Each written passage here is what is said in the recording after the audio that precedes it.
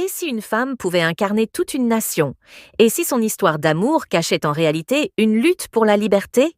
Aujourd'hui, on explore Nedjma, un roman captivant de Kateb Yassine qui mêle amour, résistance et identité dans une Algérie sous domination coloniale.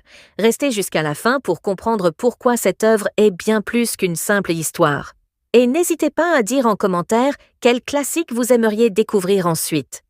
Au cœur d'un pays oppressé par le colonialisme, Nedjma, une femme mystérieuse et silencieuse, devient le symbole de l'espoir et de la résistance. Elle est aimée par plusieurs hommes, mais personne ne semble vraiment la connaître. Certains disent qu'elle est une étoile tombée du ciel, d'autres qu'elle est l'incarnation même de l'Algérie. Autour d'elle gravitent des personnages marqués par les injustices de leur temps.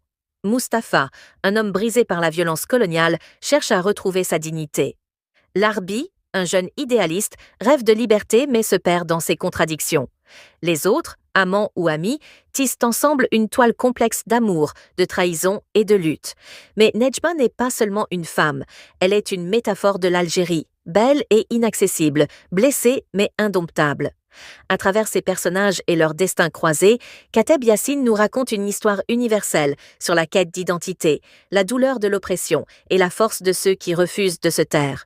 Le roman se déroule dans une écriture poétique et fragmentée, comme un miroir des souvenirs et des rêves brisés d'un peuple en lutte.